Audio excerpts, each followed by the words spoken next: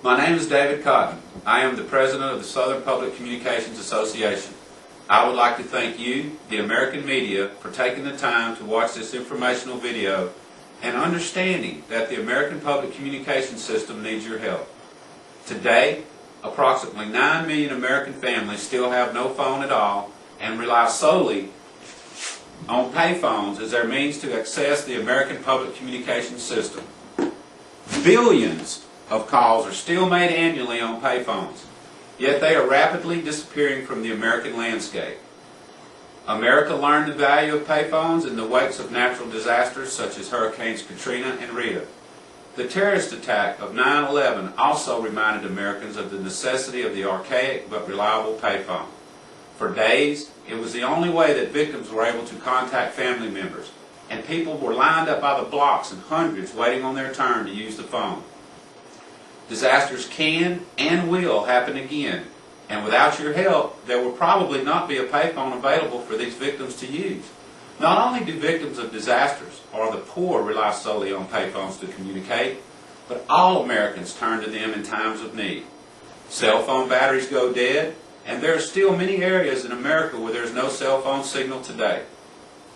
I could go on and on citing instances of victims of crimes needing a payphone to dial 911, the homeless, someone in a battered women's shelters, or halfway houses having an emergency, or just imagine the lost child needing help and not being able to find a phone. I'm sure you get the picture.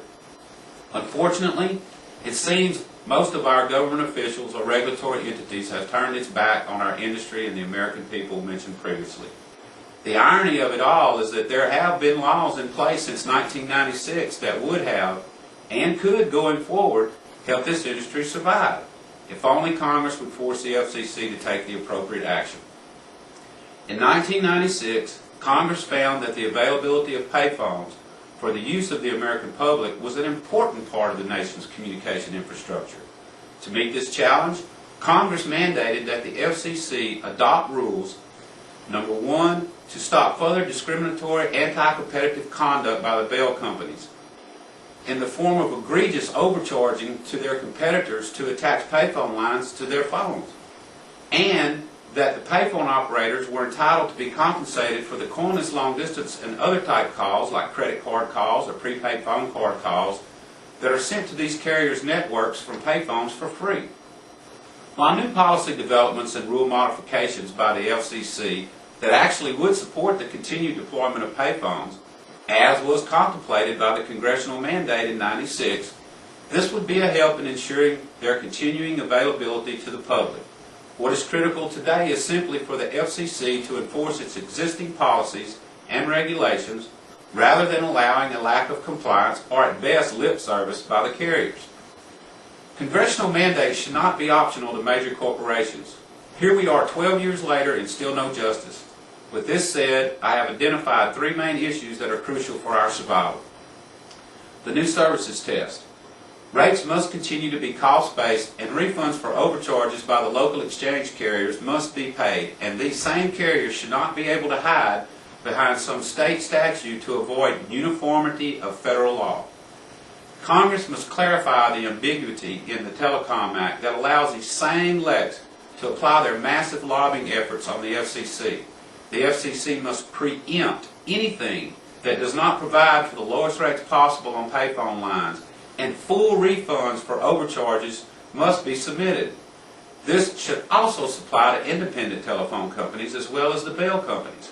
Some of these independent telephone companies still charge as much as $50 to $60 a month for a telephone line. All of these rates must also be looked at again this year to check that continual cost-based rates are being applied now. This is also required by law.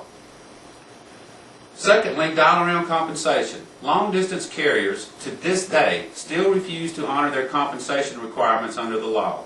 Many pay little, and some refuse to pay at all. The independent payphone provider must allow, by law, these types of calls to be made for free from their phones.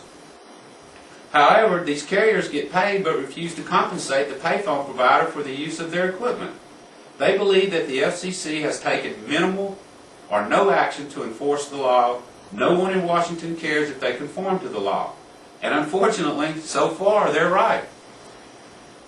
And last, the Universal Service Fund. Once items 1 and 2 have been finally corrected by Congress and the FCC, these entities must look at allowing public payphones to qualify to receive subsidies from the Universal Service Fund.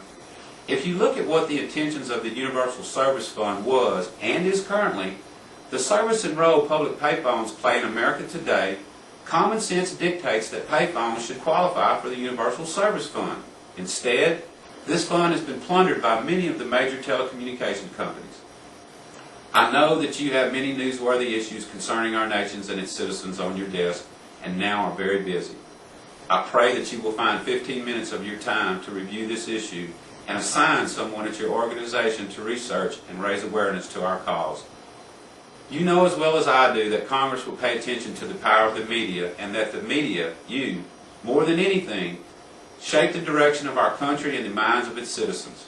You have probably noticed that I have mentioned, as required by law, many times in this message. This is what we are after: clarification of the law, enforcement of the law, and justice for someone other than the major corporations. I pray that you will contact me at 1-866-305-0836 or our national organization, the American Public Communications Council, at 1-800-868-2722 to discuss this issue in depth. We can then forward you the pertinent information and letters necessary that will provide the data needed for you to accurately report on our cause. At the end of the day, the question you must ask yourself is: the media willing to raise awareness and stand for the little guy and millions of less affluent Americans, or allow big business and their money to continue to shape and guide government and law? We have sent all 537 U.S. congressmen and senators our plea for help in getting the FCC to enforce their own laws and mandates. There is a story here. Remember, payphones are like policemen and firemen. No one thinks about them until they need one, and when they cannot find one, they are angry. Thank you so much for your time and consideration. Our prayers are with you all.